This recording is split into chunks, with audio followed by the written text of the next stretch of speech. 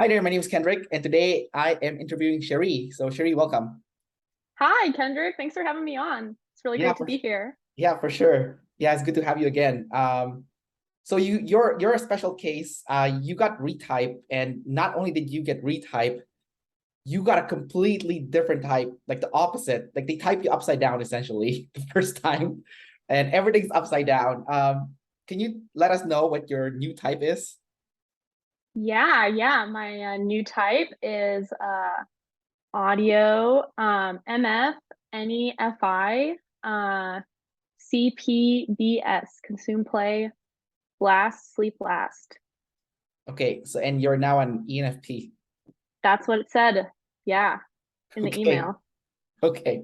Um, when you got that retyping back, like your world must have been shaken apart. Like, how did you feel like when that happened?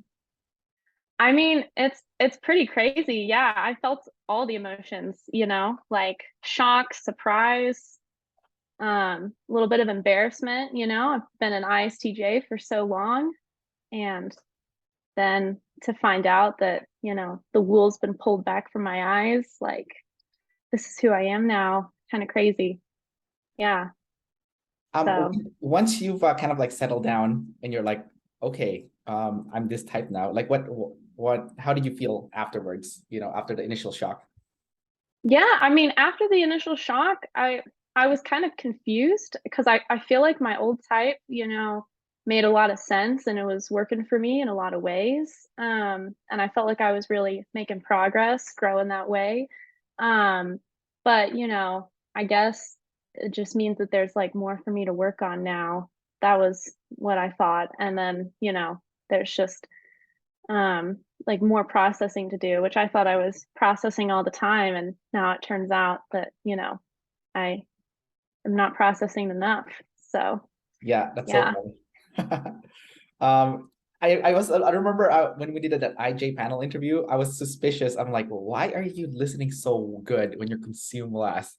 Like you were like, You did say that at the time. Yeah, yeah, you you did were say that. laser in focus, and then I'm like, this doesn't seem like consume last, or like I don't know what's going on here. I'm confused, because like watching you, I'm like, what the heck? You're like just like focusing on everyone, and I'm like, and then now you got type as an ENFP. I'm like, oh, okay, no wonder. Yeah, you are good at listening because you're lead consume. And then your sexual modality got changed too. You're not like visual at all. You're audio. Can you share how you feel like now that you're like an audio kinesthetic, and like does that make more sense to you that you're audio kinesthetic than you were like a tester visual? I do like a lot of audio things. I love music. I play the guitar. I've been doing music and like theater my whole life. Um, and I feel like there's a lot of audios that are really into like art as well. Like there's like a design element, to the audio kinesthetic modality. And so I'm definitely into like, design and aesthetics, but I'm also into like, good sounds, good beats. I've gotten into the Enneagram lately and I'm like a DJ in the Enneagram, which is like, it's the nickname for this like tri-type that they give you, but like it's the DJ, which is like, DJ at a club music kind of fits. Yeah, that's very info dumb of you to explain that. That's uh, Yeah, yeah. uh, okay. I was gonna make fun of you. I was say, "Oh, you're peacocking now." No, just kidding. But no, no, you are info dumb. What about the kinesthetic side? Like, moving with your body, with your hands, like sports, fitness, that kind of stuff. Do you feel like you kind of have like a natural tendency to picking it up pretty quickly or learning that in that way, or how do you feel? Yeah, well, I do like sports. And I did like sports when I was a kid. I didn't do a lot of team sports, but I did lots of like solitary sports. I did swimming, running. Um, I did horseback riding for a while, which is like a very like kinesthetic sport, like you're riding the horse and you're the one like moving the horse around. Like you're right, but but it's also like you have to be able to work with like the motion. I feel like it's also kind of like a SE sport too, but yeah, it kind of fits. So Yeah. um yeah. And I think, I can be pushy and chevy sometimes. I've been told that before. So yeah. And I have a pretty solid memory too. Yeah, the horseback thing does sound like an SE sport. More than SI. Um, but everything else sounds kind of like it would fit with SI. So originally you were typed as like double activated blast. Do you think they actually just saw you doing double activated play instead? Because like it was kind of like Yeah. early days when you got typed. So, did they explain to you like how you went from consume last ISTJ jumper to like infodom sleep last ENFP? Yeah, well, yeah, it's pretty crazy change too. And they didn't really, they've been giving audios to people. And that helped explain a little bit, like the audios are useful for explaining. And I feel like the double activated DE is just like, it's easy maybe to mistake double activated demon DE blast for double activated DE demon play, or like the demon, like, so I feel like it just kind of yeah, I mean, I do a lot of stuff all day long, like I'm always busy. I rock climb, I'm working like two different jobs right now. I'm going to school, like I'm like taking classes and then I'm also working. So it's just like, I'm definitely keeping busy and like doing lots of things all the time. Yeah. So I guess I thought that that was like just, me going around and organizing and stuff, but people did tell me I was really skibby for Yeah, a sleep blast. So yeah, yeah. When I first interviewed you, you were still in high school, right, or something, or in like college. in college? And then are you almost done now? Because like that was a while ago. Yeah, that was I'm out of college now. I graduated and now I'm working and I'm taking classes again for medical school. Um, but I graduated with a psychology degree. So that's what I'm using now Oh, you're going for to my med school? job. That's the goal. Yeah, it's a really complicated process. It requires a lot of SI to go to medical school. Yeah. So how are you handling it with like that huge SI requirement? Having SI at the bottom. I do think like people are drawn to like, doing jobs that push you into your demons. And so kind of turns out that that's just what I was naturally drawn to was something that, required me to do a lot of SI, a lot of studying, there's a lot of taking notes and keeping track of classes and homework, all those requirements, yeah, there's a lot of like memorization too, there's like for the MCAT, there's like six different subjects you have to memorize stuff for. And it's, you've got biology, you've got chemistry, you've got physics, anatomy, physiology, sociology, psychology stuff a little bit. Like, so yeah, it's going to be a lot of work for sure. For sure. Okay, now that we know your sleep last, your sleep is double masculine. Do you feel like you were mistyped because your last animal is double masculine? That happened to somebody. I don't know. Do you know Ista? Oh yes, yes, yes. She, but Yeah, is- did she also she's FM before, right? Is she still FM? I don't remember. I think she was double feminine before, and Yeah. she Oh, was double activated play. And then she got retyped as visual play last. And they told right. her like her double masculine play, they had thought it was double activated. It turns out it was actually just at the bottom a demon. Mhm. And it had just come across like she was doing a lot of play in her video. But it turns out that was actually like where her biggest life voids were and Right. stuff. So I guess for you, they saw it as your savior because it was double masculine, it's hard to ignore your double masculine animal, like Right. Yeah. right. It really So pulls you down. Yeah. exactly, because I'm the same as you. I'm also MF, Right. so I can see my sleep even though it's like fourth. Right, right. Yeah. And I was seeing my sleep too, I mean, I accepted the type. I was like, yeah, I have sleep. Um, but it turns out like, seeing your sleep and actually doing it are like not the same thing. Right. Um, are you using it now? Now that you know that or are you still like go, go, go kind of like machine? I mean, I feel like I'm trying, like I thought I wasn't going enough and now I like know like oh, I'm going too much, like need to slow down a little bit. I've really gone into yoga and I feel like that's like a really good and meditation. Like both of those are really good ways to like, get in your body and get grounded. Like your sleep last, you need to like just get into that sleep processing mode. And I feel like it's hard for me throughout the day to do that. But then at the end of the day, if I have some sort of practice that I can do that like helps slow me down, like I think that really helps me a lot. So yeah, I've been I doing a think lot of yoga. I think also because you're doing yoga, it's like kinesthetic, so it's like an easier way to almost like also get in that sleep state. Plus like they have the yoga music too, so it's like the perfect outlet for sleep class. Yeah, definitely. Definitely. So you went from SF first to NF, so you're not the cool person anymore. I mean, you are cool, but not in the typing sense. You're now NF. You're a hippie now. So how do you feel? Like, how do you feel going from SF cool to NF hippie?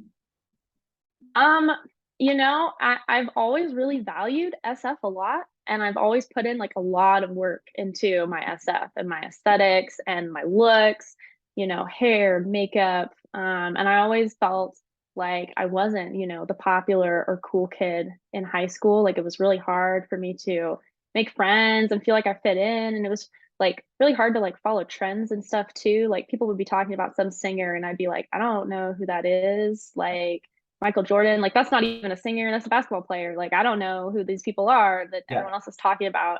And I had like a lot of insecurities around that too. And so then I like put in even more effort into like looking good and following trends and like, the SEFE is like not something I'm naturally tracking at all. So I think I'm like conscious of that and like want to be better at it, even though I'm not. But Right. I think I've gotten better at it now, like because I put in so much time there. What about the hippie side? Like, when does it come out and stuff? Is it like My always there? hippie side. Yeah. Um, I mean, are you into astrology at all? Like I'm into astrology. I think it's really interesting. Like, reading people's birth charts and stuff. I don't know if that's like a hippie thing, but like I'm a Leo sun, but then I'm an Aquarius rising, Gemini moon. And then there's like other planets, like I have a Leo stellium, which that means that like the Leo energy of the Leo planet, like it's my sun sign, but then also it'll like have this big influence on my life outside of just like being my start, like my sun sign, because the sun sign is just like it's just like one aspect of kind of like your personality and who you are through astrology, but then like the stellium, you're just like getting extra influence from that sign and like that planet. And so like I'm like extra Leo because of that. And I don't know. I guess like the astrology thing, and then like even like crystals and stuff too. Like I don't know. Like I think crystals can be kind of NF. I don't own any, but like a lot of my friends are into that, and like I love learning about like different energies that crystals are supposed to bring. Quartz, all that stuff. Yeah. If that's not NF hippie, I don't know what is. No, yeah, you're definitely NF. You explained that way too like well, like I'm not into astrology because I'm lead NT, right? So for me, so Right. it's like I don't believe this BS, but like but I mean I know of it because like I have a lot of NF people in my life, so I'm an Aries, my girlfriend's like Sagittarius. Right. Both, Right. we're both fire signs, that's why we get along. Aries and Right. Sagittarius Right. get along really well. So I get some aspect of it. I don't know if I believe it, but I mean we've been together for 10 years, so I'm like maybe there's something into it. Who knows? Um, yeah, I mean, Yeah. Yeah. yeah, like the Enneagram, I definitely believe. There's like I feel like it's just had no one has taken Enneagram and made like an ops version of it, but I think if someone did, it would be valid, like for sure.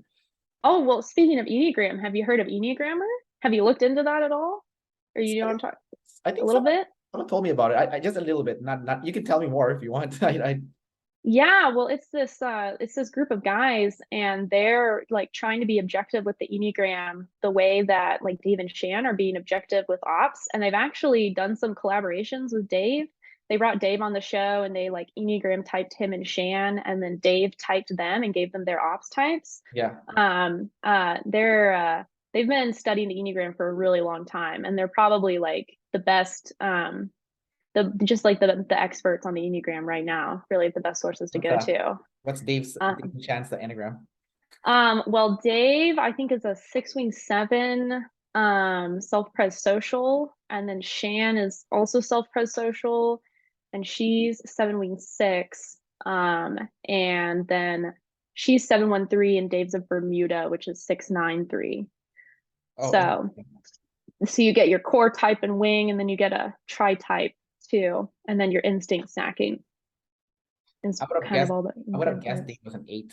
He's pretty aggressive.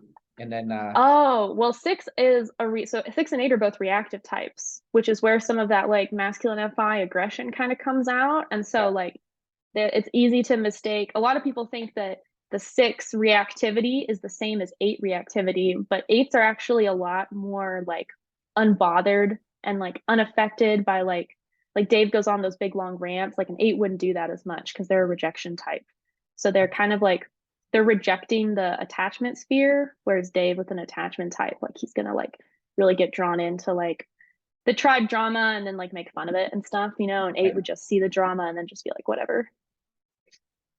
Okay, that's a good Yeah. explanation of it. And Shan feels like a 3 for some reason, you know? Yeah. She's 3 last. And she does definitely has a lot of the 3-ness, but yeah, 7 and 3 are both assertive too. So yeah, like it's easy to mistake the different types for each other. And like there's like the object relations, which is like the attachment, frustration, rejection. And then there's also like other triads, like groups of 3 of the Enneagram numbers that have like similar tendencies. And so like you can mistake one number from like a certain grouping, like one frustration type might look like another, you know, kind of thing. I So see. And then what type are yeah. you? I've been typed as self-pres social, 7 wing 8, Yeah, 793. 793. Oh, okay. Cool. Yeah. Okay. I think I'm a 7 also. I'm a 7 wing 8. I think my tri type is 7, 8, and 2. Okay. Yeah. And it's called like the freedom seeker or something. So I'm like, okay, that makes sense.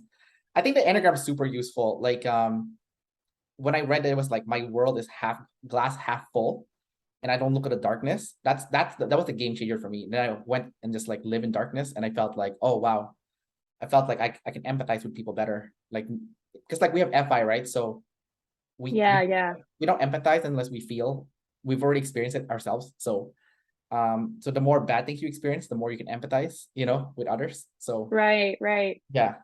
That's crazy. We're both 7s and both masculine SF sleep last. Liz, my type twin, is also masculine sleep last and a 7 as well. So that's kind of interesting overlap. I think it makes sense for ENFPs because like, part of being 7 is like gathering also, gathering experience. Yes. So yeah, it's not a surprise. Like if you're like an ENFP, there's like I think a lot of ENFPs are 7s or the mopes are probably 9s. And then maybe a bunch of them are also like 2s, or something. Mm-hmm. I'm not 100% sure. Like I said, like this is just kind of like a lot of 4s too. A lot of ENFPs are 4s. So Yeah, 4 is actually a lot less common than people think it is. It's like one of the most overtyped Enneagram types. They have this hashtag in Enneagrammer called hashtag not a 4 because a lot of yeah, people come in thinking that they're a 4. really? And yeah, actual 4s are like super rare. One of the guys that leads the Enneagrammer universe is a 4. And he's like, and then there's another guy who's a 4, and they're like one of the very few 4s. They've typed Nicole Kidman as a 4. They've typed that one guy who like dresses up in black and white and is like super emo as a 4.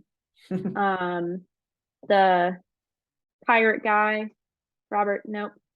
The one guy, he's a 4 as well. Johnny Depp. So there's not a lot of 4s though. Yeah. I wonder if that's true because like, with Dave and Shan with OPS, it's kind of equal, right? It's just like some people are hiding. So maybe for Enneagram there is a lot of force, they're just not in public, so it's hard to type them. Kind of like ISFJs. There's not a lot of ISFJs, but it's because they're all nurses and like they don't go to like YouTube and stuff. So Yeah, really interesting. There's been 3 ISFJs just in the last 2 months that have come from the Enneagram universe. So oh, I guess that's where all the ISFJs are hiding, I see. is in the Enneagram community. I'm curious now if they type a lot of like lead like IPs as 4, like officially type OPS IPs. I wonder if you send them to the Enneagrammer. I wonder if like a bunch of them would be a 4, because like Maybe. One of their 4s is an IP. He's a play last ISTP, and Nicole Kidman's an INFP, and Johnny Depp's an INFP yeah. too. So yeah. I feel like fours would cluster around FI because you want to be different and unique.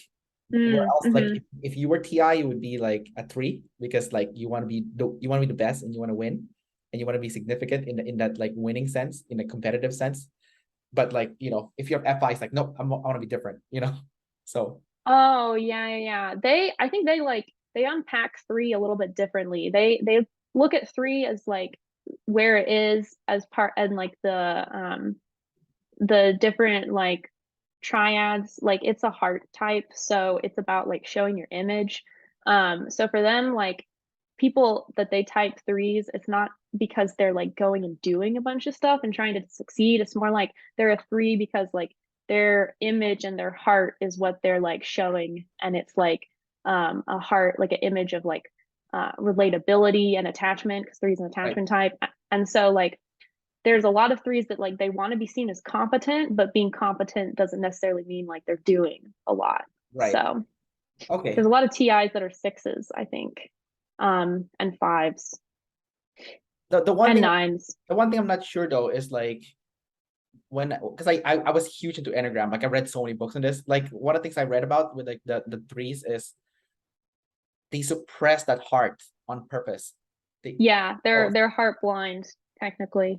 yeah. So they're more balanced with using is it the gut and what was the other one?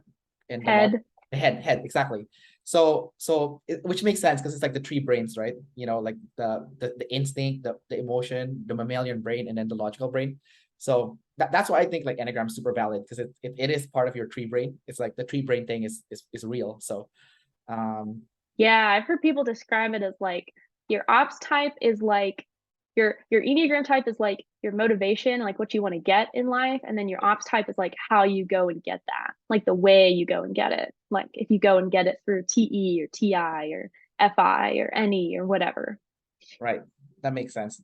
But we went off tangent because we're both EP. So like we went through the astrology and then the Enneagram. So yeah, I think yeah, you're definitely like an EP because like you just rolled with it, you didn't try to like go back to the original topic. So which is good. So if you're watching this, it's yeah, I know we're not talking about her like Cherie's type, but like yeah, she's an ENFP because she channel changes a lot.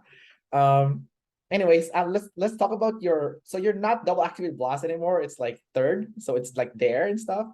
Uh, Mm-hmm. so how do you feel having it in like the hobby position now? You know, I mean, I feel like, I blast a lot, and I feel like I have like a lot of like knowledge, organized information on things that I want to share with people. At my work, I have to do a lot of blast. Like I'm in charge of managing a bunch of medical students, and I'm the one that has to email them and ask them how they're doing on their projects and follow up with them and answer their questions and um just like do all the stuff, kind of like organize what their responsibilities are going to be for them and then tell them what to do. And yeah, I'm doing a lot of that. And I feel like in conversations, I always have something that I want to share about with people. And so I'm going to tell them. But I always feel like I can't speak up right away, like I kind of have to like wait for other people to start the conversation and kind of like get the information flowing. And then like once they like land onto a topic that I know about and I want to share, then I'll like, oh yeah, okay, now I want to blast about this and tell you what I know and, kind of like continue the information flow in that way. do you think you're actually blasting or are you doing like a hybrid play blast? Like when you're explaining it because you're double activated play, right? And Yeah. sound like blast at times. I mean, I think it's definitely a combination of both because they're both next to each other. So they both kind of feed into each other. Like I'm kind of doing both at the same time. It's like hard like for me to separate it out. Right. Yeah. That makes sense. Yeah, I am play blast, so I get exactly what you're saying. Right, Um, right.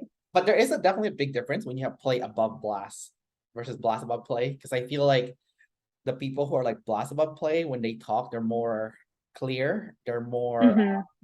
focused. Well, like for us with like play above blast, we can talk and explain, but it's a little bit more scattered. But here's the good part.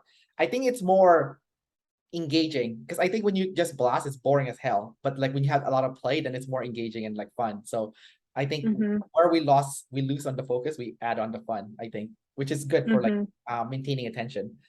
Um, Yeah, no, totally. I get bored if people are just talking and not taking in what other people are saying and right, like kind of like updating what they're saying based on like people's reactions to them. Like I think that's like super boring way to communicate. Like I want to be sharing my information and then like seeing how it's being received.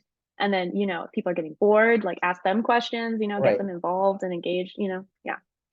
So since we're in this topic, you are double activated NT play.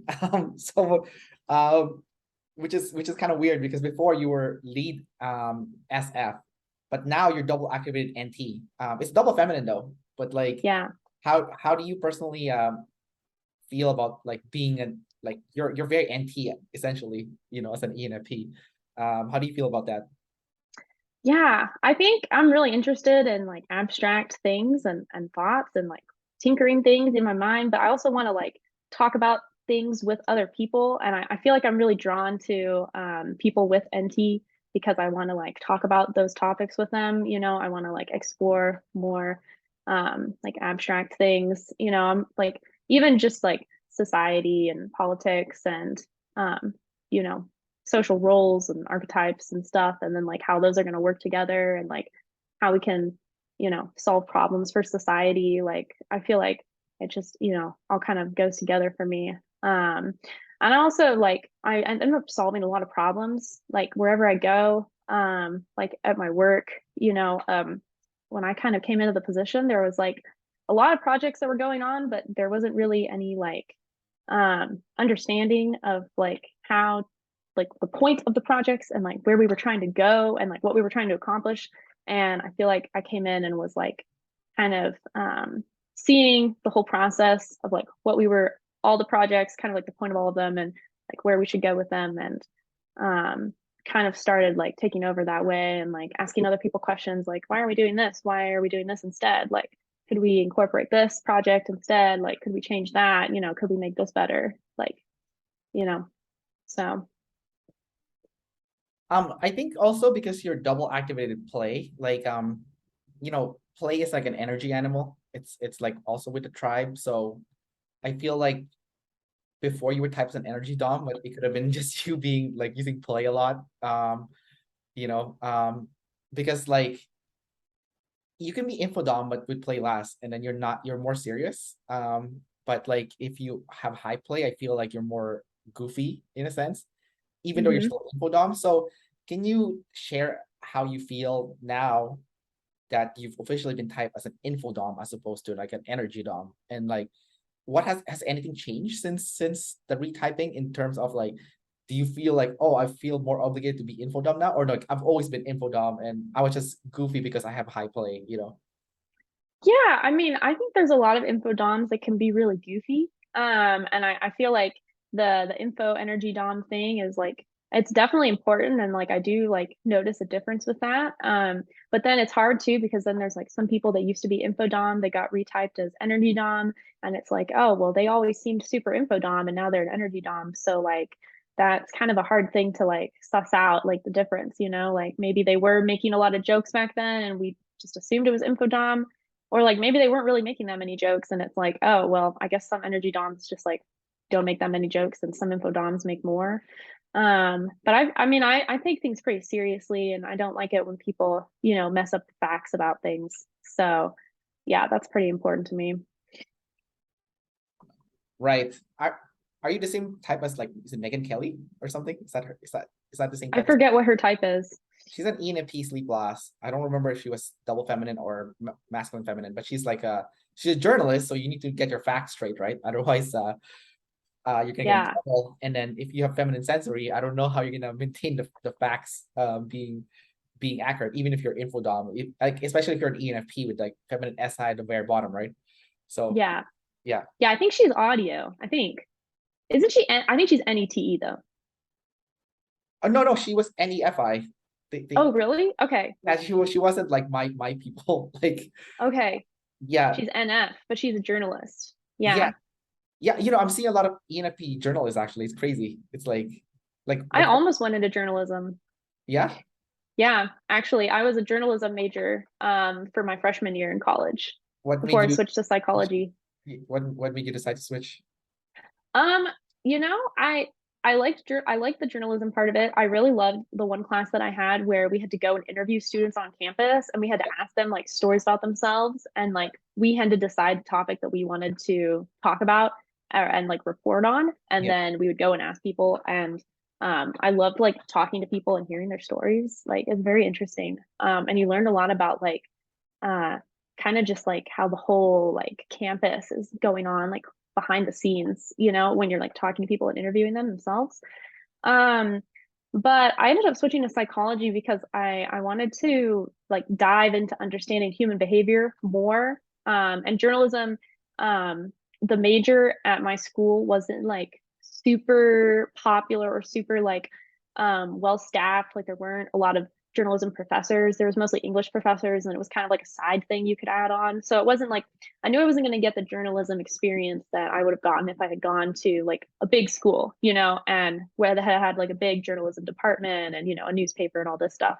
And like we had a student newspaper, but it wasn't like really well staffed at all. And there were like 3 students that worked on this paper. So there wasn't it didn't seem like something where I would get like the best education if I went down that field. And I was really getting into psychology, and I'd been into MBTI and personality for such a long time. And I was getting into OPS. And I was like, I just want to like dive into personality even more, like really get to know that side of people. And psychology is like the best way to study personality. So that's really why I got into it. What kind of doctor do you want to be? Because you're going to med school, right? Like, do you want to work in a hospital Yeah. or like a family doctor, or what were you thinking? Yeah, yeah. Well, I want to do psychiatry. I graduated with my psychology major. And psychology and psychiatry, like they have similarities. But like the field of psychiatry, it's like it's not nearly as like therapeutic as like the psychology field is. And a lot of it is just like med management right now. But I think like the field is changing, and there's starting to be more collaboration with psychologists. And I want to get into like learning more of the biology side, like how do human bodies work, and like how are our minds and our bodies connected. Because the mind isn't like a separate organ, like it's definitely connected to all of the body. And like you can't separate a person's brain from their body. Like the whole like putting someone's brain on a computer and like they'll be alive is like Yeah. it's like a pipe dream. Like it's not going to be able to happen because Okay. you need like all of the information that you get from your nerves and like your skin and your muscle tissue. Like Yeah. those nerves like pick up information, and then they like store information. So like Yeah. your brain stores information in your body. So if you like separate a brain from its body, like it won't know everything that it would know if it was in a body, um, which is kind of crazy. So I think psychiatry, like you're learning the biology side. You go to medical school, you learn about anatomy, you learn about physiology, you learn all this stuff, and then you really dive into like learning about the brain and how that works. And I feel like it's just like the more well-rounded and holistic kind of like approach to learning about humans and their brains and their behavior, instead of just psychology. So yeah. How do you explain those INTJs then? Like like Lindsay, for example, she always says that like she doesn't feel her body. She's like a floating brain essentially. Like so what do you think is going on with that, for like people with like feminine sensory to bare bottom, high NI, so whether Yeah. INTJ or whatever. Yeah. Well, I mean, I think a lot of people aren't in touch with their body because we store trauma in our body. So even if you've had just like little traumas, little stresses, things that happened to you, you fell down, or someone made fun of you, or, you were biking and you got in a wreck, or, your mom yelled at you, or, your siblings made fun of you, or you were bullied in school, even like little traumas, those kind of things, the fears and stuff that we went through when that happened, like we store that in our body. There's a really good book called The Body Keeps the Score by Right. Bessel van der Kolk. Have you read it? No, I heard about it. Is it good? It's really good. That he talks about all of this stuff. I think everyone should read this book. It's like mind-blowing information. It's so good.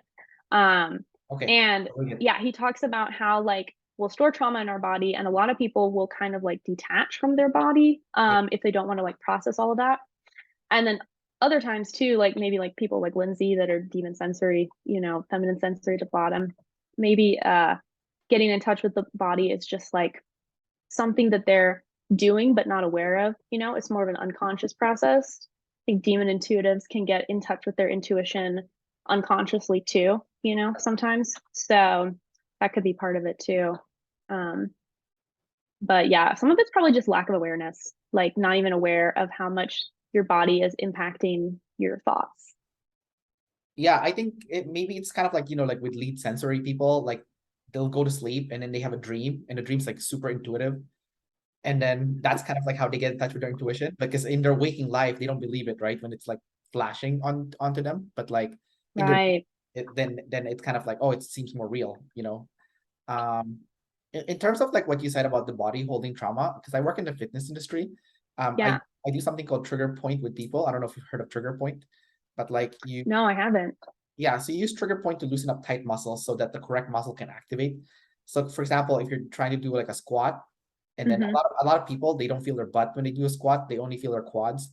So Right, right. so like the reason why is because like your hip flexor is too tight, so you need to use trigger point technique, like a lacrosse ball, to like massage the tight muscle out and stuff. And then if you use the opposite muscle, if you release the opposite muscle tightness, then the opposite muscle will activate. So then you can feel your butt when you're doing a squat now, instead of going to your quads. Right. Oh, Because the muscle is too tight, right? Like in the tendons. And so that's what's like your muscle is not able to engage properly, right? Because it's well, not loose enough. well, you have two muscles that are opposite of each other, right? Like your bicep and your tricep are opposite, for example. So Yeah. if your tricep is way too tight, then your bicep won't activate. So like you can only activate one or the other. The other one has to relax. And when a muscle's tight, it's permanently activated, meaning the other side's permanently relaxed. So Oh, so yeah, if people like, let's say squat, your butt doesn't work, or you're trying to do a bicep curl, but your it's bicep, the hamstrings, like the butt's here and then the hamstrings on like the other side. And then yeah. So the it's hamstring, tight. sorry. Like all so like it's tight all the time. I guess like the hamstring's below the glute, right? Yeah, Technically. yeah, it's below the glutes. So I think the hamstring's opposite is your quads. And then Oh, right. Okay. yeah, your glutes opposite is your hip flexor. So um, A lot of people have tight hip flexors. yeah, because That's everyone's sitting down, so it can be tight. So right. yeah, like you get tight hip flexor from hip flexion. So like when you're in a seated position, right? It's not like hamstrings. Hamstrings gets activated from knee flexion and hip flexion. So there's two different ways it can get tight, but for hip flexors, literally from hip flexion. So when you're sitting down, essentially. Anyways, Oh wow. I'm bringing this to kind of like, yeah, no, I work in fitness, so I can talk about hours for this stuff. But anyways, I remember I had some clients. So like a lot of girls can't do pull-ups and chin-ups. Right. Yes. Yeah, I can't. no, it's super hard. But once I learned this concept, it's called muscle reciprocal inhibition. Um, I've gotten my first female client within 4 months do a full pull-up, not chin up, pull-up, which is even harder, which is like 1% of the female population. And Oh it's my not, gosh. yeah, and it's literally like just like releasing a tight muscle. So to do a pull-up, you need to use your lats, right? But your lats won't work if your traps is too tight. This muscle here, and everyone's traps too tight because they're like on a computer and stuff, or like cell phone, right? So you need to loosen this up first. So you need to either go see a massage therapist, or you can go use a lacrosse ball and roll it out against the wall or something. But and then if you do that, then you can activate your lats, and your lats is super strong. And if you're a girl, you can get to a pull up or chin up much faster, and then it's gonna shock a lot of people because most girls can't do a pull up or chin up. A lot of girls can squat a lot because like you have strong legs, right? Like no, not too different from guys. But Right, right. anyways, I had a client long time ago. I'm trying to get her to activate her lats, and she started releasing her traps with the lacrosse ball. And I don't know what happened, but the body keeps score, like you said. All the negative Right. emotion came out, and she freaked out in the middle of our training session. She legitimately freaked. Like she's like, "Oh no, I hate this. I hate this. Everything I've been suppressing is coming out." I'm like, "Oh shit, what's going on here?" Because it's the first time I've ever encountered this, and like, yeah. So when you do trigger point or like massage, a lot of negative emotion comes out. Like it rushes out of you, and sometimes it can make you feel sick. And it's like it's insane. Um, so I guess what you're saying earlier with like the NIs, I think there's a lot of stuff in their body, and they need to go see a massage therapist maybe or something, because it's gonna be scary too when that all that stuff floods out. Yeah, people start crying if they do like exercises that use like open up your hips Yeah, because a lot of sexual trauma is stored in like your hip area. So like doing poses like child's pose and like the frog pose, Yeah. and like the happy baby, you know what I'm talking about? Yeah. Like where people Yeah. do that, it like opens it up, like people will start crying, you know, it's Oh, crazy. jeez. Okay, I haven't seen that yet, but that's crazy. I just got my yoga certification, so I'm technically a yoga instructor, but like I haven't. But when I was teaching it, people were like, "Kenrick, you're teaching your yoga class like a spin class." I'm like, "Oh shit," because I'm like crackhead, right? Like I shouldn't be teaching yoga, you know? Do you feel like it helps you like get into your sleep, like doing the yoga? It does, but as a participant, not as an instructor. Spin. I'm good as an instructor in spin, not like the other stuff.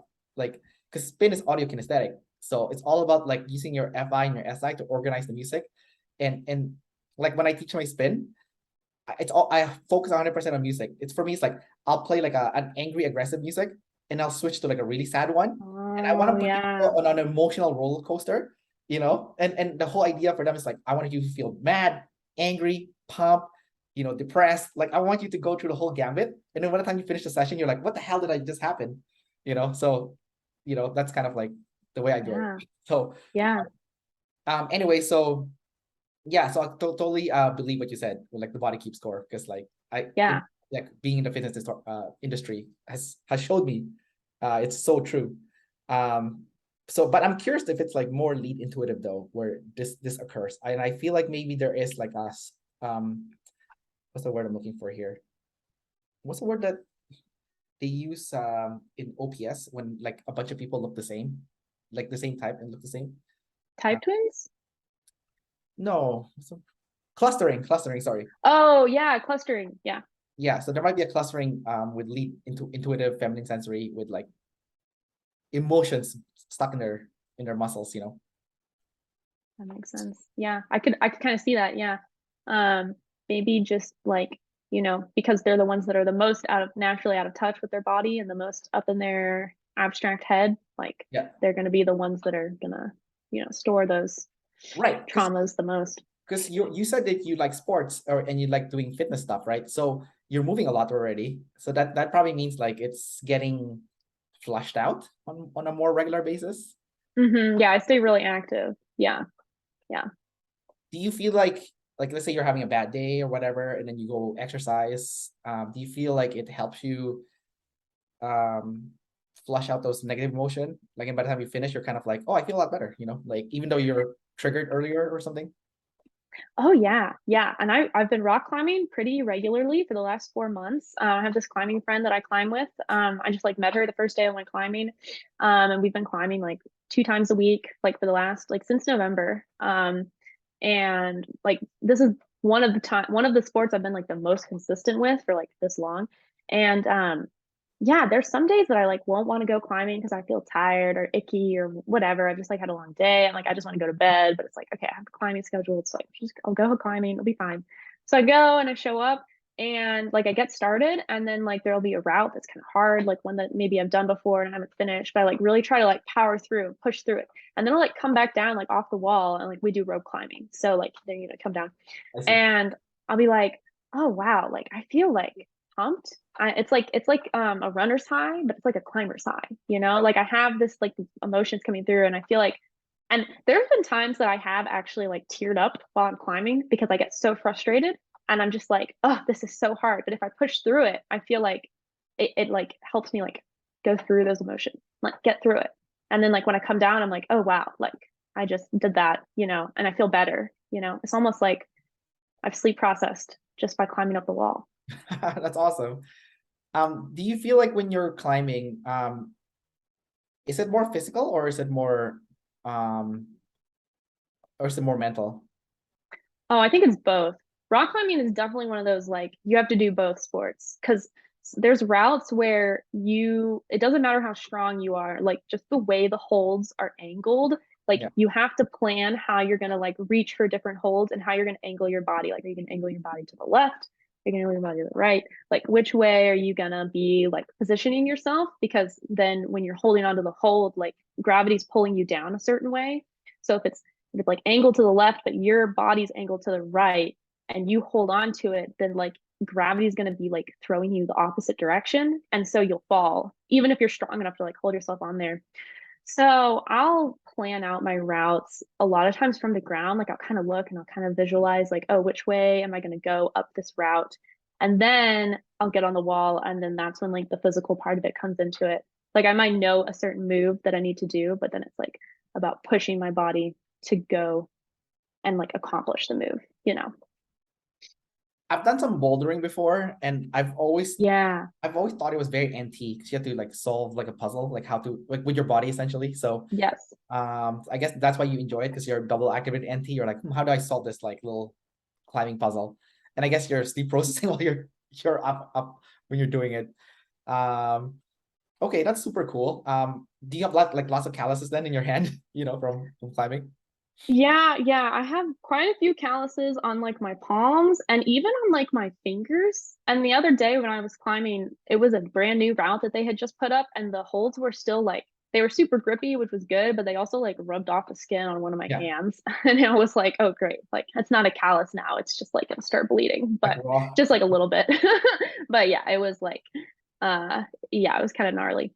How do you feel about So having lots of callus? Because you want to be SF, right? So is that SF? oh, I mean, I don't know if it is SF. I think my friend that I climb with is an ESFP, Yeah, and she gets really into it, which is funny. She like really like she's like, I'm getting so many calluses, I'm getting so ripped. yeah. I don't know if she's masculine SE or if she's just like really likes the fact that like the calluses prove that she's strong, and Right, she's getting right. better. Yeah. Yeah, because I've heard that. Some people say, yeah, it's like, oh yeah, this is proof of my hard work. But then other people's like, ew, gross, Like, so which camp are you in? You know? I think I'm in the like this is proof of my hard work camp. Okay. Yeah. I don't think I mean nobody's looking at like the backs of the bottoms of my hand palms. What is this? Palm of your hand? Like no one's looking at that, Yeah. while I'm like working at a computer or a dinner or something. So, You don't have I think siblings. it's okay. I'm not too self-conscious about my hands. So You don't have any siblings, do you? I actually have a lot of siblings. Oh, okay. Yeah, yeah, yeah. I'm the oldest of eight. So Oh, I have Jesus seven Christ, younger that's a big siblings. family. Yeah, it's a really big family. I have five sisters and two brothers. Oh wow, there's lots of estrogen in the household. Yes. Yeah. When my first brother was born, my dad was so happy. He'd like finally got a boy. He loved us too. Like he loves his daughters. And my dad is like um not effeminate, but like a very like just like happy and like agreeable guy. And Yeah. so I think he's a really good dad to have a bunch of daughters. He seems very like high in play and maybe double feminine. Like he really liked having a lot of daughters, I think. So But he was happy he got a son. is your mom more aggressive then? Yeah, I think she might be double masculine. She might be visual. Yeah. Yeah, I actually thought she was double masculine, SETE for a really long time. And then I showed pictures of her to people in the community, and they all said that she looks like she has SI, like an ESTJ, which Oh, was kind of shocking to me because I thought that she was super like crazy and chaotic. And then it turns out that actually like she might be an ESTJ. So yeah. I mean, she could be in your household, but maybe outside the house she's not. Um, Well, she's really introverted, like when she goes into groups, oh, like people she's meeting for the first time. But then inside our house, she's like very like I guess very blasting maybe, and like just trying to tell everyone like what we're gonna do. And yeah, she does change her mind a lot. So maybe she does have feminine SI, and she's like or can't feminine. stick to a plan. Yeah, or feminine FI. Yeah, she Yeah. can't. Yeah, she doesn't know what she wants, so she has to ask everyone else. Yeah, she Makes can't do sense. anything by herself. The shyness makes sense too. If she's a designer, she's scared of people, right? So, Yeah, yeah, yeah. Like EJ would make more sense for her than EP because she's not like an EP. Like she is cool. Like I always thought that she was pretty cool. Like she was definitely cool in college. She was like hipster before it was cool. She had this like poncho thing that she wore that was just like a rug, like a wool rug from New Zealand that she cut a hole, like a neck hole in. And then okay, she like wore that around like a total hipster. yeah. And but maybe peacocking hipster, maybe demon, maybe I, savior I ST. I think earlier in ops they were saying a lot of ESTJs dress in like tie-dye shirts and like and stuff. So there's like a lot of ESTJs that like lead ST that dress like Peacock's NF. It's like I don't know. It's like a weird thing.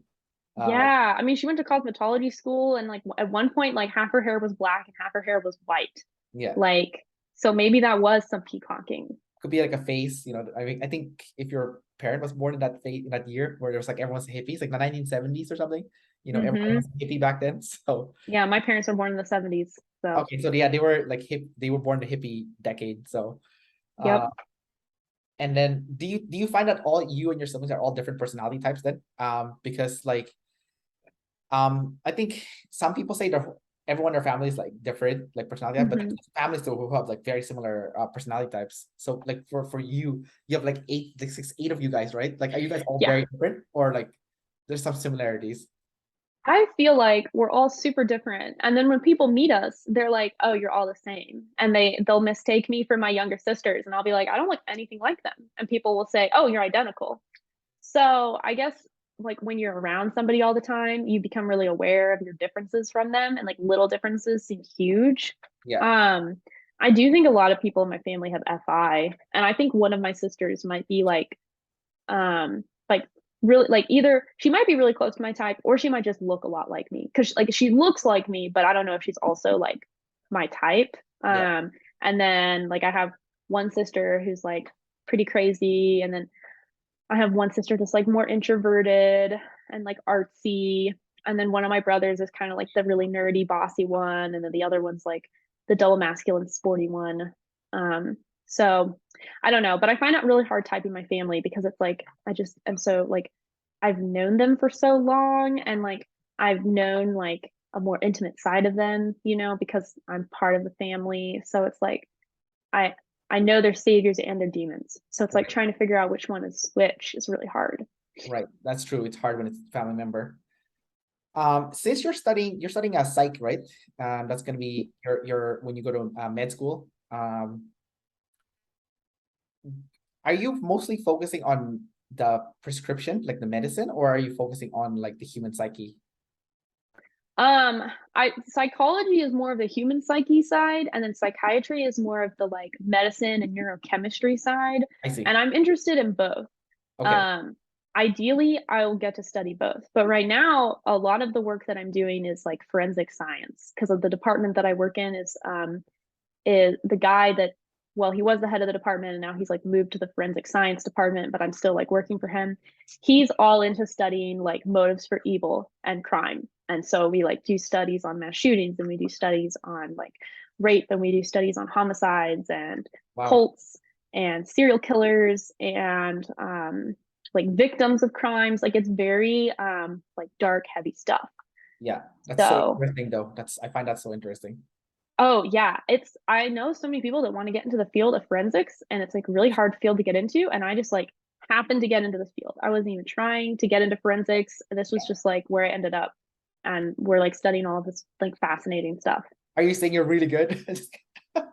No, like I just happened. It's kind of crazy. Like I Okay. wasn't even yeah, I guess maybe like you know, maybe people that are really passionate and are trying to go for something, they get a little desperate and needy, Yeah, and then it ends up backfiring.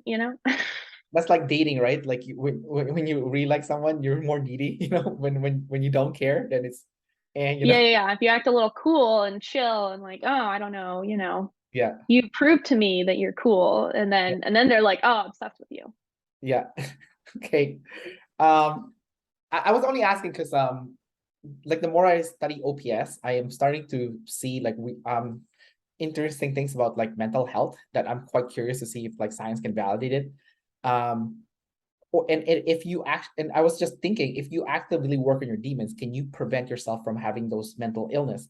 I'll give you a concrete example. My sister, who's consumed last, I think she's blast, sleep, play, consume, Hmm. ENFJ. Um, she just got diagnosed with schizophrenia, and she didn't have it before. How old is she? She is 34, turning 35. Okay, Um, that's old to be diagnosed with schizophrenia. exactly. That's right. Exactly. That's why I think it's type related because um one of the like symptoms of schizophrenia is delusional thoughts, right? Uh, Hmm. or being delusional in general. So my Right. sister's consumed last and she just refused to take in new information, absolutely refused to take in anything new. And she even refused to take it from the tribe. So she's essentially just using her first two animals. And I think my sister's FM. So I think she has masculine NI. So she completely disrespects the sensory. she's not stupid. She has a master's degree too, actually, in psychology of all things. She's a counselor, master's like Wow. yeah. So, but she just absolutely refused to consume anything from either self-research or researching from the tribe or from the tribe, right? And also, because she has masculine DE, she thinks the tribe is a threat, so she doesn't want to consume from them because the tribe's out to get her, right? So, even though she's the one being aggressive, kind of Yeah. odd, right? So I think that's why she got diagnosed with schizophrenia, because she got to the point where like she was making things up in her head. She's also isolated herself, which is I think bad if you're like an EJ. I don't know, but like, so I'm like, holy crap, like, so if you're consume last, and you don't use your play and your consume, are you susceptible to schizophrenia or psychosis? So I'm like really curious about that now. It's like, and then like sleep last is the most obvious. Like we're both sleep last, right? So we're gonna have health issues if we don't take care of our health, you know. So like for us, we need to go see like a counselor for our mental health. We need to go, work out, see like physiotherapists, Hmm. chiropractors, RMTs for the physical health and stuff. So we have to keep up Hmm. with all the dentists, keep up with all this stuff, right? Like for me, I'm sleep last. Guess what? I just got diagnosed with sleep apnea. No surprise. I have to sleep with a CPAP machine now. You Oh know, my gosh. Oh my yeah, gosh. yeah. So it's like, and it's not uncommon. I went to the sleep clinic and like I see like young people, their eyes like black, and I'm like, oh my god, I bet they're just sleep last too. And then I did my DNA test, and it said that you have very poor sleep. I'm like, okay, sleep last DNA Very 23. poor sleep. Yeah, Yeah. sleep clinic, sleep apnea. So for us, it's kind of obvious. It's like, okay, we're gonna have sleep issues. That's gonna be like our struggle. Um, but then for consume last, I'm starting to see. I'm like, oh, schizophrenia, psychosis. That's probably what's gonna happen if you don't address it early on enough. Maybe it's preventable if you just consume. Like and then I don't know what like blast last or what's that other person play last, Oh yeah, yeah, yeah. Yeah. yeah. So I'm curious, like, okay, what kind of like health issues would you get if you Hmm. continue on your path, you know? Um, Yeah. Yeah, it makes you wonder. I personally think that there's not a correlation between like certain mental illnesses and certain personality types, okay, but I do think that there's ways that they kind of feed into each other, you know. So maybe, if you're blast last and have depression, like it's just going to kind of like exacerbate itself, like you're going right. to have the low energy and you're going to have the apathy and you're going to have like the feelings of not wanting to do anything in life and like feelings of like being stuck, and then also like there's the blast last feelings of being stuck, like so they can kind of like feed into each other in that way. But I I don't know if like us having a certain type and like not doing your demons would cause a certain mental illness. But I mean like we don't have the research on it right now, like Right. we don't have the research on the types. So maybe if we, have more people typed that have mental illnesses and Yeah. then we're able to study them, then we could learn. This is interesting. This is something I Yeah. want to like do now from like a future interview. Maybe I'll get like all the sleep last people to go to like a sleep clinic and see what they say, or like do like a DNA Yeah. test, because like mine said I had the DNA test and the sleep clinic both told me I have bad sleep and I need a machine. Like it wasn't Wow. just one, and they're completely separate like groups. Plus Dave and Shan obviously who typed me a sleep last, right? So I'm starting to see now for blast last people, like one of the biggest problem is um pent up aggression, because they Mm-hmm. they can't speak up.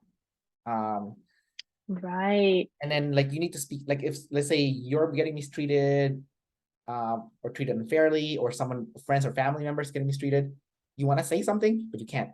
There's like a zipper in your mouth. So I feel like that's probably gonna be something, but that's just like I'm still early on this right now. Yeah, yeah, it's really interesting. I think that research on like the personality and mental illness correlations is going to be a big field, but not, for more years. Probably be a while. Yeah.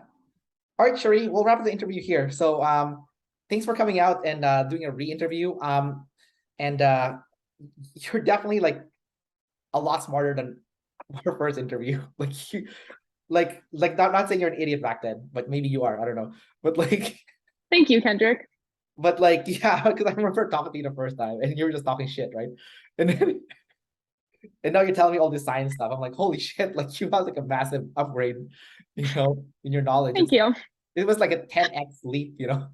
Yeah. But anyways, I'm just making fun. Uh, I get it. I get it. Double deciders, I'm still a double decider. Yeah. yeah, yeah. Anyways, yeah. So I'll see you in our group, and thanks for coming out again. Thanks so much, Kendrick. Take care.